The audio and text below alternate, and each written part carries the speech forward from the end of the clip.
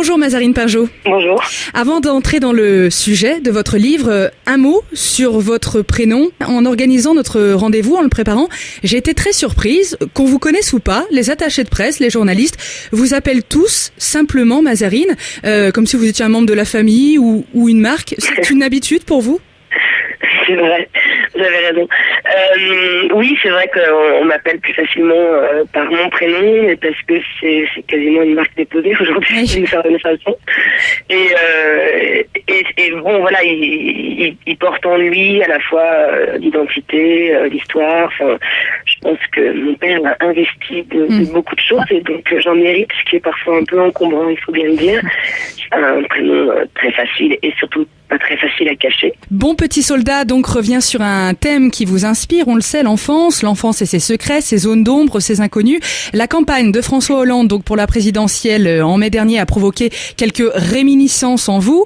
Un François, orateur, socialiste, ça faisait un peu trop, non, pour que les souvenirs ne reviennent pas à la surface pour vous ? En effet, il y avait quand même un effet de parallélisme assez fort, assez intéressant aussi. Mais de mon point de vue à moi, c'est-à-dire dans une histoire purement personnelle, il y avait évidemment des réminiscences. Et c'est pour ça que là, le fait de participer de façon très claire à cette campagne a donné un nouveau point de vue d'une certaine manière sur le passé. On connaît donc évidemment votre vie de petite fille, celle d'une seconde famille qu'avait construit François Mitterrand, une famille cachée de tous. Cette campagne en 2012, c'est un prétexte évidemment pour recoller des morceaux d'une mémoire qui vous a fait défaut pendant un moment ? Oui, bien sûr. Et d'une certaine manière, c'est vrai que c'est plus un déclic qu'autre chose, parce que le vrai travail sur l'enfance, c'est un travail que je mène depuis longtemps, en termes d'investigation littéraire, évidemment, puisqu'il s'agit pas c'est pas un document, on raconte pas des choses anecdotiquement extraordinaires. C'est vraiment un travail sur qu'est-ce que c'est que l'enfance dans cette situation-là. Et je pense que ça peut toucher tout le monde dans la mesure où tout le monde a été enfant, et finalement voilà, les enfants parfois ont tendance à trop protéger leurs parents, les enfants portent parfois des choses plus lourdes qu'ils ne le devraient, et finalement c'est des situations qu'on trouve presque dans toutes les familles. Le neuropsychiatre Boris Cyrulnik, qui était sur notre antenne il y a quelques jours, m'a confié qu'en fin de compte, la mémoire c'était un ensemble de petits arrangements avec la réalité. Est-ce que vous confirmez ? C'est joli. C'est joli. C'est vrai que j'ai un problème un peu avec la mémoire. Mais je suis assez amnésique. J'ai beaucoup de mal à les repêcher un peu, les souvenirs précis en tout cas. Dans le passé, j'ai des images, j'ai des odeurs, des sensations. Mais en termes de dates ou de choses à réinscrire un peu dans un fil, j'ai énormément de mal. Dans votre livre, vous évoquez cette fameuse une de Paris Match de novembre 94, cette photo volée vous montrant à la sortie d'un restaurant avec François Mitterrand. À ce moment-là, on s'en souvient, vous êtes passé cruellement, j'ai envie de dire, dans une lumière crue, de l'ombre à la lumière médiatique.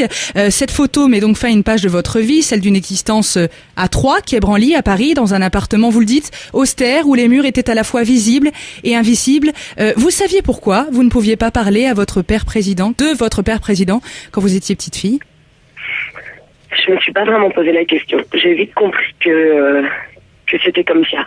Que notre famille était un peu en dehors du monde. Et d'ailleurs depuis longtemps, avant moi. Et j'ai très vite intégré cette idée. Et donc j'ai jamais vraiment posé de questions. Je me suis même pas interrogée sur la chose. C'est ce que je fais aujourd'hui de manière un peu tardive, mais en même temps il était tôt.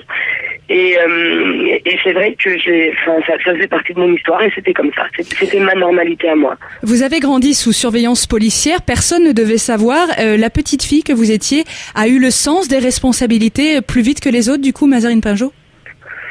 Oui, c'est sûr. Enfin, plus vite que les autres. Il y a plein d'enfants aussi qui sont contraints à avoir des responsabilités très tôt. Mais c'est sûr que l'idée de devoir être la tenante d'un secret, et qui plus est un secret d'État, n'allège pas beaucoup les choses. Est-ce que vous avez une forme de responsabilité très forte. Vous avez eu le sentiment de protéger les adultes, particulièrement votre père ? Oui.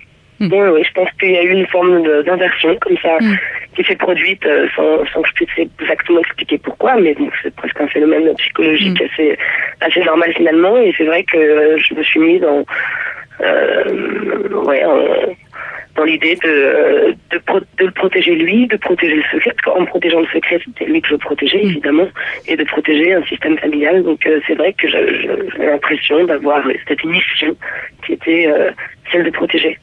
Votre histoire pas normale, pour reprendre un mot à la mode, où vous pouviez dire papa uniquement quand il était là le soir à la maison, votre histoire ne fait-elle pas écho au sentiment que certains enfants peuvent ressentir, celui de l'enfermement, celui de l'incapacité de dire je suis là, j'existe? Mais bien sûr, bien sûr. C'est pour ça que malgré l'anormalité, entre guillemets, encore une fois, de la situation, en réalité, elle est universelle. Elle peut être commune, oui. Bien sûr, enfin, elle est pas partagée par tout le monde, mais par énormément de gens, sous une forme ou sous une autre, ensuite, évidemment. Mais c'est évidemment le propos sur l'enfance solitaire, l'enfance silencieuse, et comment arriver à devenir soi-même, comment arriver à dire je, comment s'autoriser de soi-même. Bon, c'est des problématiques familiales extrêmement générales en réalité. François Mitterrand, c'est un homme qui intrigue encore aujourd'hui. Vous dites que malgré les demandes, les questions, ce n'est pas que vous ne voulez pas parler de lui, c'est que vous ne pouvez pas, peut-être l'habitude. Est-ce que votre histoire avec votre père, cela ne relève pas aussi de la grande intimité, celle d'une relation père-fille, une relation qui ne se dit pas? Bien sûr. Il y a des choses qu'il n'y a pas à dire. À la limite, on peut les écrire, mais presque dans un témoignage de tendresse. Pour le reste, c'est de la vie, c'est de la vie quotidienne. Donc déjà, il n'y a pas grand-chose à en dire, sinon à la vivre, et sinon, à se ressourcer à ça. Mais c'est exactement ce que vous appelez l'intime, quoi. Comme dans toutes les relations entre père et fille, quand elles sont plutôt bonnes. Pour terminer, Mazarine Pinjot, avec l'écriture de ce livre, vous parlez d'une réparation.